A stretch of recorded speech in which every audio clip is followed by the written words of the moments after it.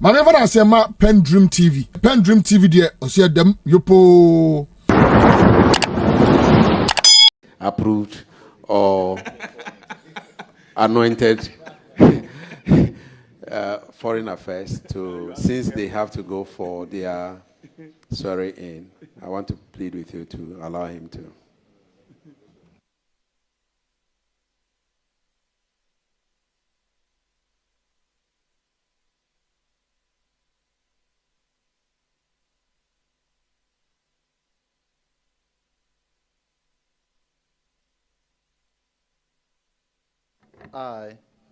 I, Samuel Okudzeto Ablakwa, swear by the Almighty God swear by the Almighty God that the evidence I shall give before this committee that the evidence I shall give before this committee touching the matter in issue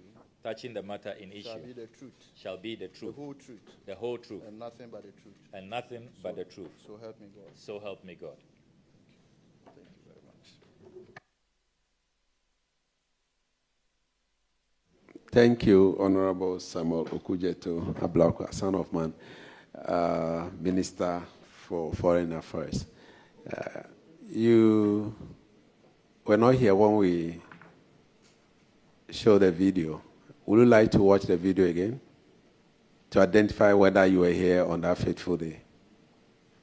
Well, thank you very much, Mr. Chairman. Mr. Chairman, I was here, and I recall exactly what happened. So can you tell this like committee? to proceed without the video. Thank you. Can you tell this committee what really happened on the 30th of January when you were supposed to be vetted?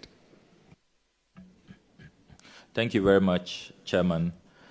Chairman, before narrating what I witnessed on that day, I would like to read to you 2 letters I received from the Appointments Committee inviting me to appear before the Appointments Committee. I believe this will establish the basis for me attending upon the committee on that day. My entry into the Appointments Committee room has generated some controversy. I have heard the minority leader and some members of the MPP suggest that I was smuggled in and that I and my guests, including my wife, had no business showing up on that day.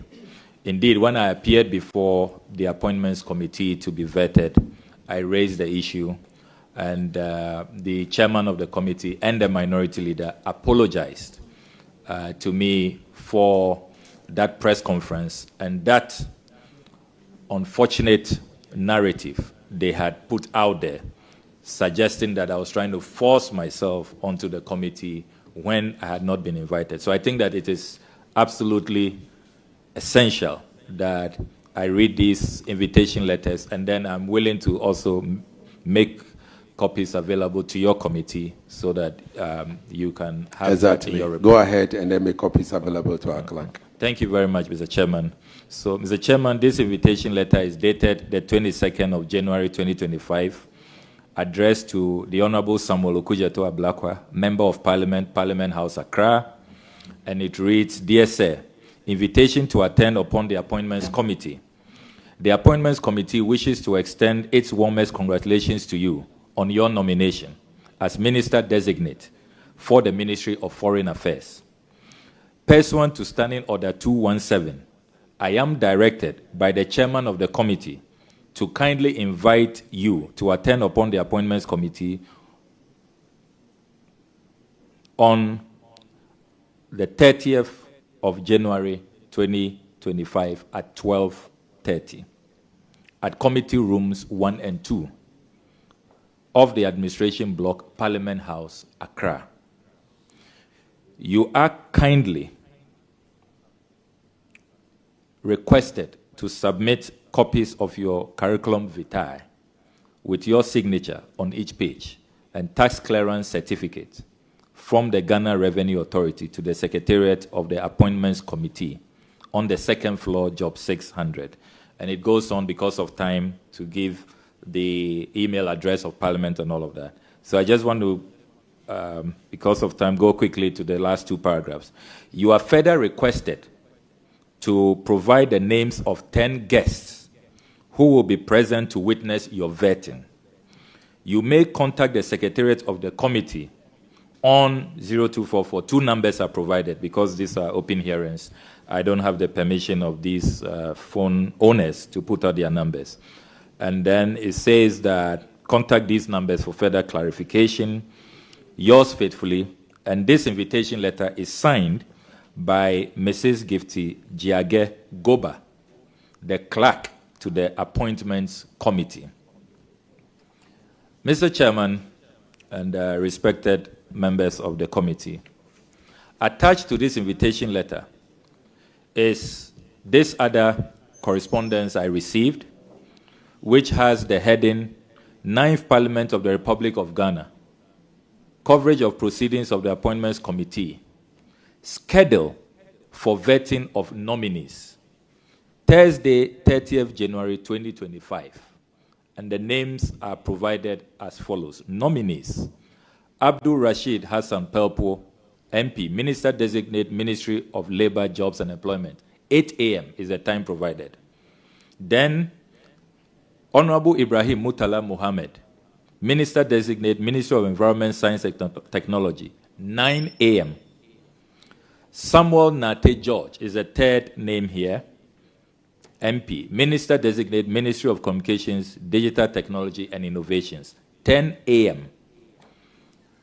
The Honorable Kofi Idi Adams, Minister Designate, Ministry of Sports and Recreation. 11 a.m. Then there is lunch break at 12 noon. Then I was to come immediately after the lunch break. It's here. 5th nominee, Honorable Samuel Okudzeto Ablakwa, Minister Designate, Ministry of Foreign Affairs, 12:30. So they were anticipating that they'll have a 30-minute lunch, and then I will be vetted at 12:30. There are 3 other names after me, if you don't mind. The Honorable Joseph Bukari Nikbe, MP, Minister Designate, Ministry of Transport, 1:30 p.m. The Honorable Isifu Seidu, MP, Minister of State, Climate Change and Sustainability, 2:30 p.m.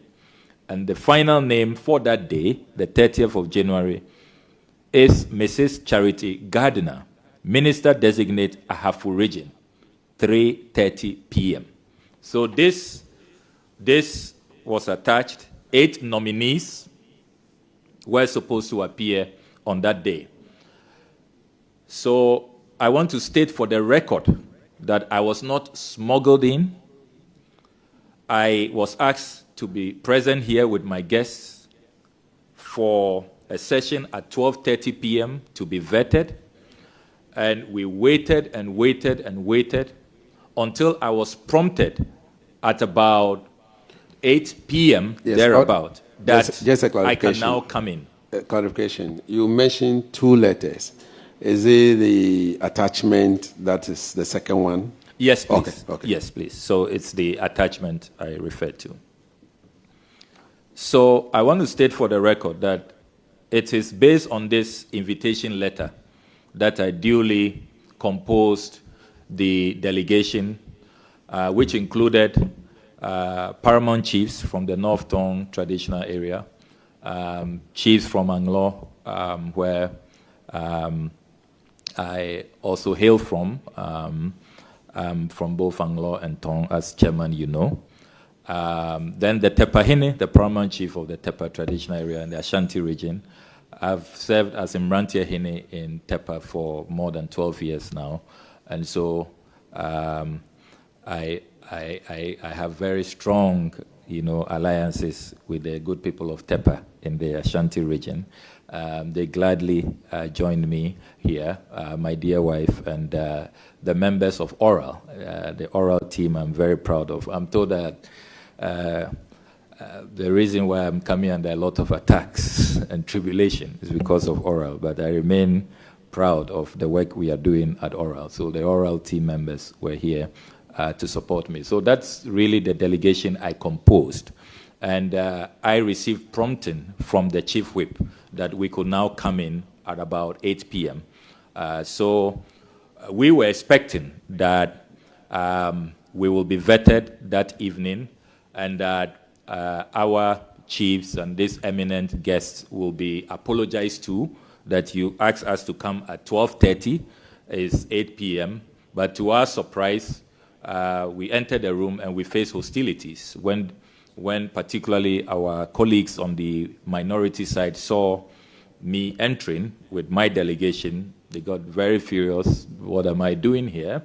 And they said they were not going to vet me. I was really taken aback. I was surprised that, I have your own invitation letter and you are saying that I'm not supposed to be coming in. Meanwhile, it's members of the committee, because we wait in a holding area, and then the chief whip came to beckon that we can now come to be vetted. So when I came in, the Honorable Akando was just about to take his turn. He was about to be sworn in, and I was ushered on the third seat here on my left to wait my turn, so that after Honorable Akando, I will be vetted. And then the whole hostilities began, and the degeneration into violence, what clearly was despicable. We were traumatized, and I was really embarrassed as a member of parliament, because I recall paramount chiefs asking me, is that what you people do here? What's the meaning of that? I mean, and there was one chief who told me he even feared for his life. So some of them had to, quickly just escape, because they didn't know if the violence, the way tables were being carried and destruction going on, if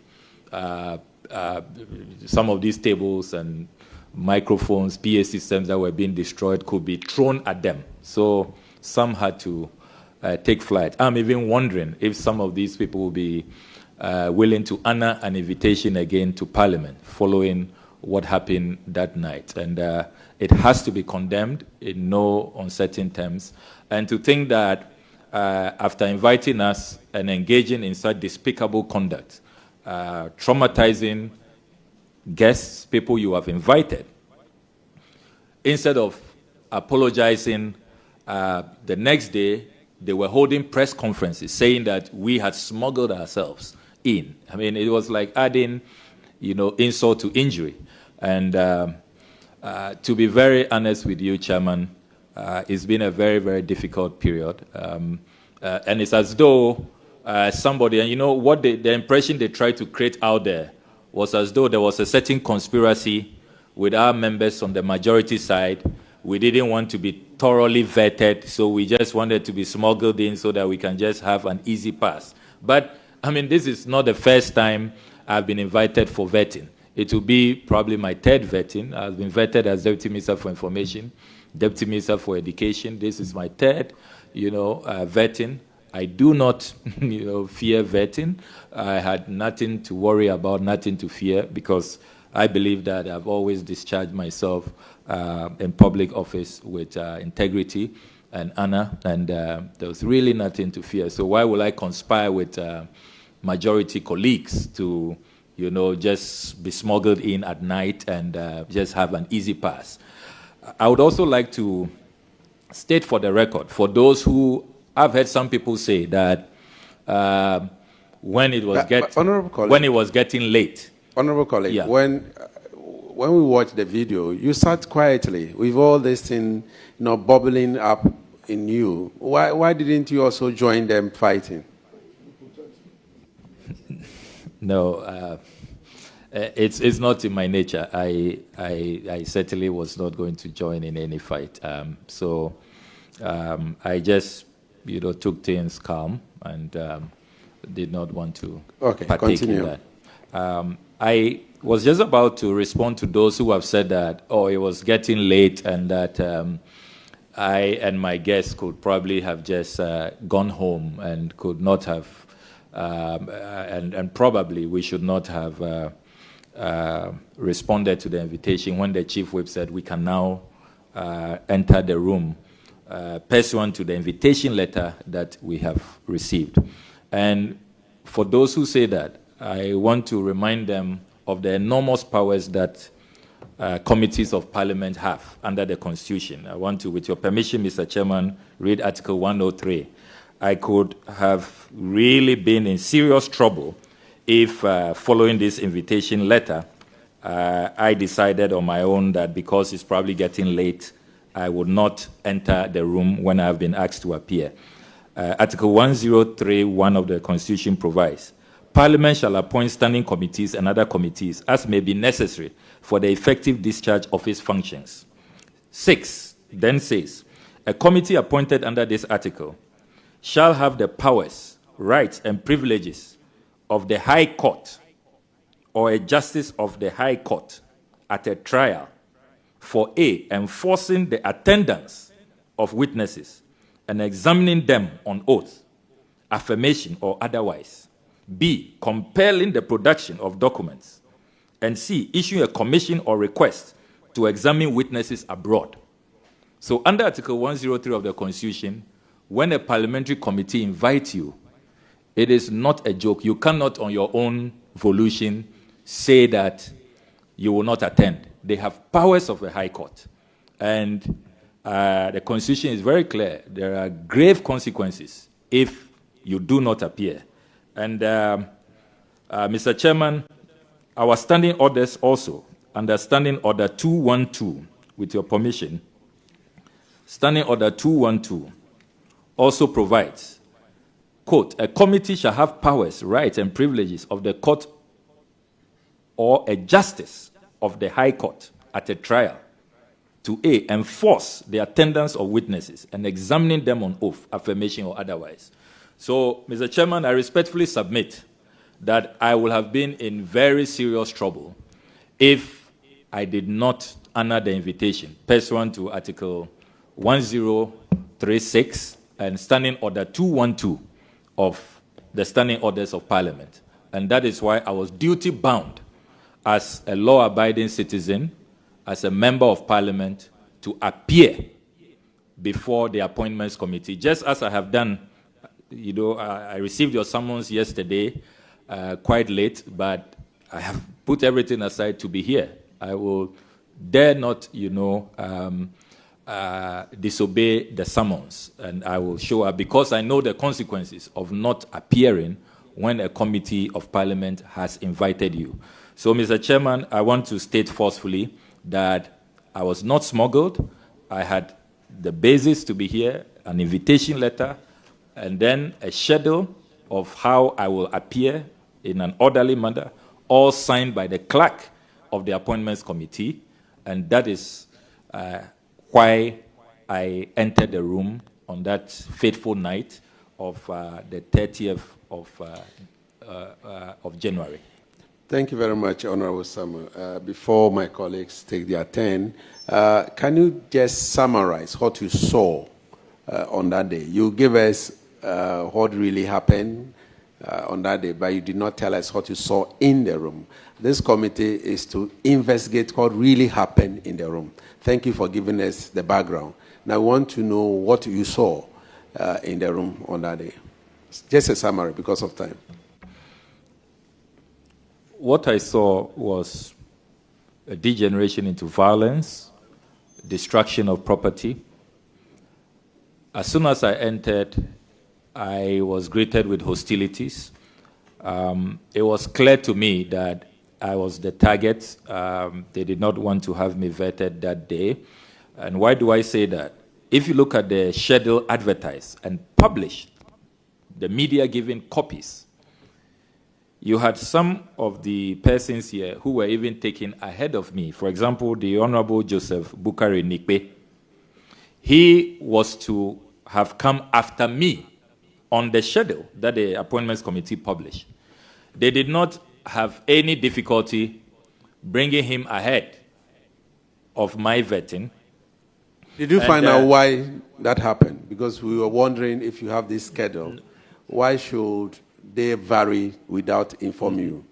Nobody gave me any information. Okay. Even the Honorable Akando, who was about to be sworn in before me, the schedule that I was given, and you heard him confirm that, he was to come the next day.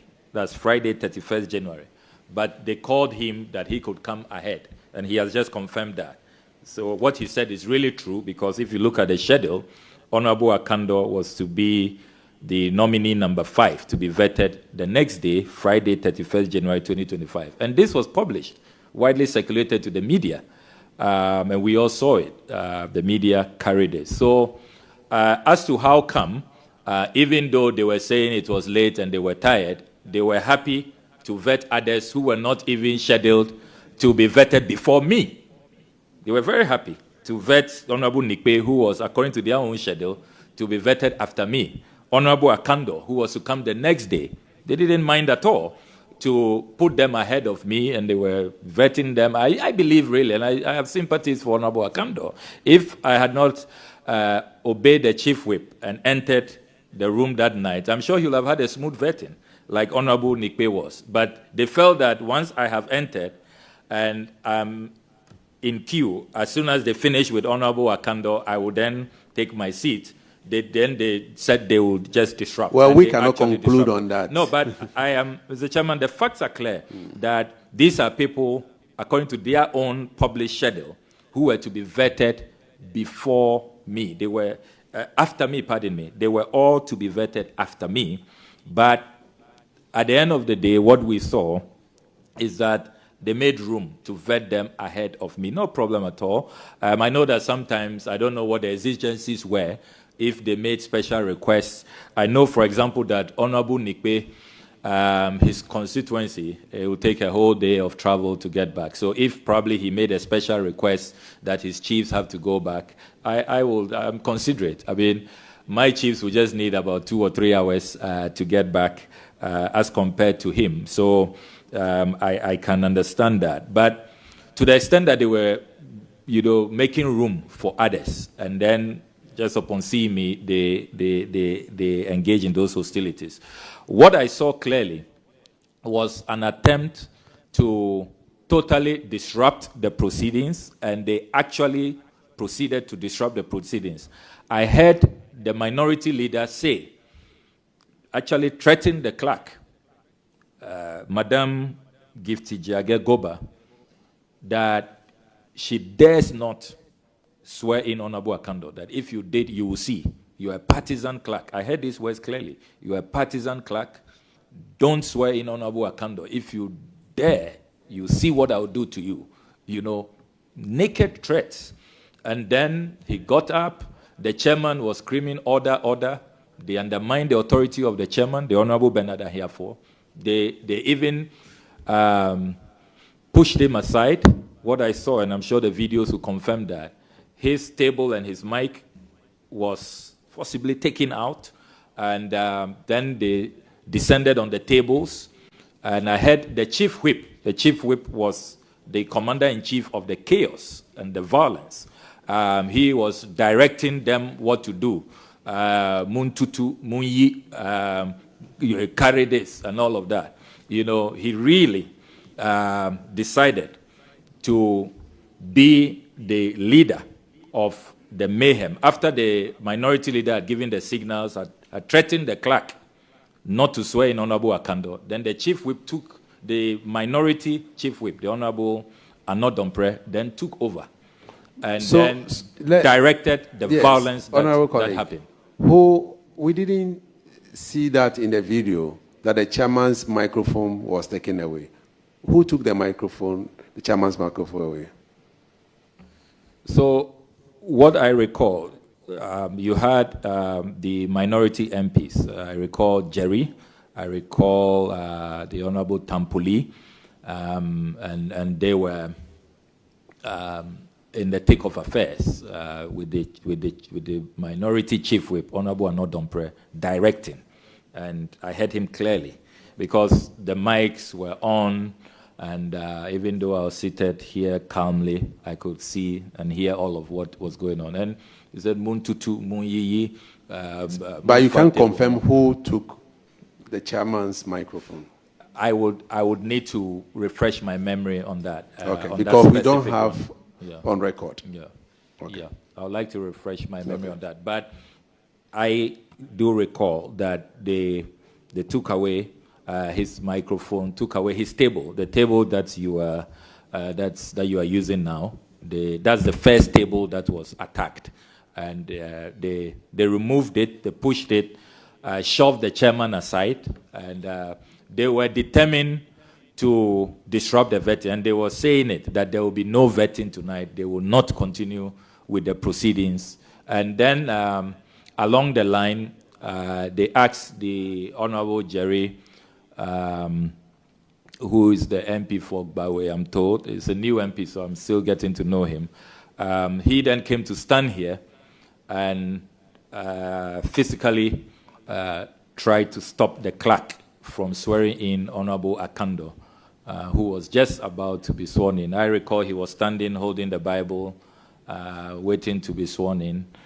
So the minority leader was threatening the clerk, and then Jerry had come to stand by Akando. And then the fight continued here. It led to another brawl on this side.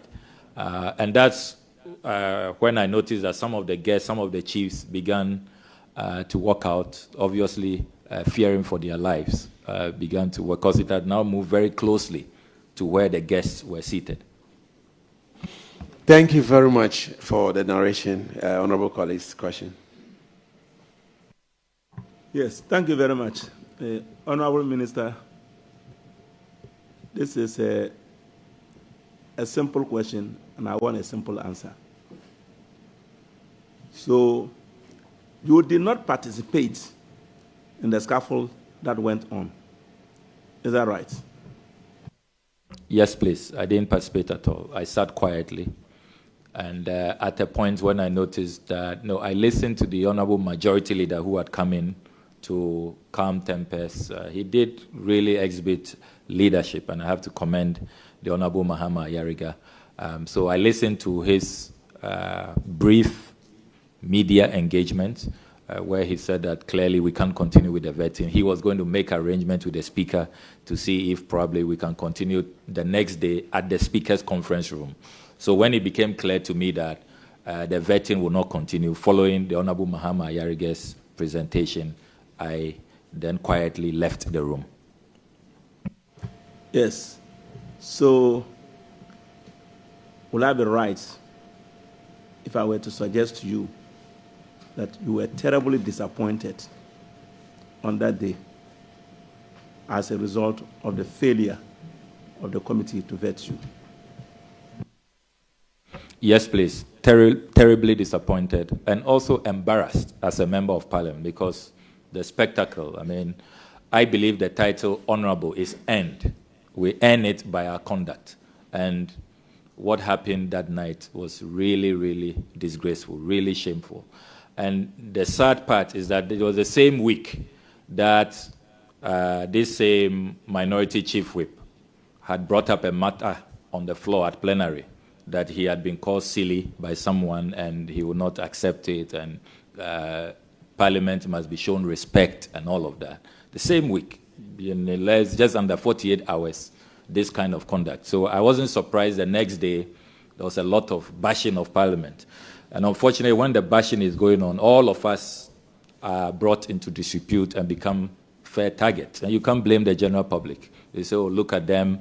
When you call them silly, they don't want to accept it. But look at their conduct, look at how they are misbehaving, and that probably even silly is mild, So I really was embarrassed. I was not only terribly disappointed, but I was also embarrassed. And I still feel really embarrassed. And I think that we have a lot to do as an institution and as members of parliament to reclaim, our image and restore our honor and dignity before members of the public. It's really, really sad that a few of our colleagues will bring Parliament into such disrepute. It's really, really sad. I don't think that this institution deserves this kind of image. It's horrendous what has happened. Okay, so thank you. That will be all for now. Thank you, Chair. Minister, apart from the fact that if you ask me, the processes, the vetting process on that day, if you ask me, it was poorly managed. Looking at the number of ministers that was scheduled on that very day. Would you also agree with me that the number of delegates, people that follow you, ministers for vetting, also put a lot of pressure on nominees? Because judging from what you indicated earlier, the numbers that came from TEPA and from your own region, Volta region, I guess we had a huge delegation. And the cost aspect may not be so easy for nominees to bear. And keeping some of them here more than a day or two, that might also put some pressure on the chairman of the committee to at least increase the number of nominees that's supposed to be vetted in a day. In future, wouldn't we recommend that we reduce the numbers so that it will not burden most of the appointees? Well, thank you very much. This is a very important question, and I have served on the appointments committee for a considerable number of years. And when I saw the schedule, I could really foresee that there will be difficulties. I was really, you want to vet 8 people in a day, and before this day, the minority leader had gone on Channel 1 TV and had announced to the whole world that there were 2 people they were looking for, and I saw those 2 people on that day, scheduled for that day, the Honorable Sam George and I, and I was wondering, the way he spoke in that interview, it was clear that we will be targeted and we will spend a long time. So if that is the case, why do you put the 2 of us the same day with 6 others? So I sensed that it would be. So I remember telling my chiefs that I'll plead with them. They would have to really prepare to wait for the long haul, that it may get to my turn quite late, because I could really predict that Honorable Sam George will spend a long time, and I may even run into the next day. So I'm surprised that after all they had said publicly before the vetting about how they had targeted 2 of us, they put us in the same group to appear the same day with 6 others. Then on time management, I think that as a house moving forward, and I'm glad that looking at your terms of reference, you are also supposed to make recommendations. It does appear that the minority leader is given unfettered, time. With Honorable Sam George, it appears that he, for more than 3 hours, he was going back and forth, repeating questions, and he just had a field day. When I served on the appointments committee, I remember Honorable Joe Osewusu. He will ask the then minority leader, Honorable Haruna Idrisu, you should be getting ready to wind up here. Yes, we know leadership are extended courtesies. Members of leadership are extended due courtesies, but it is not a blank check, So the Honorable Joe Osewusu will control.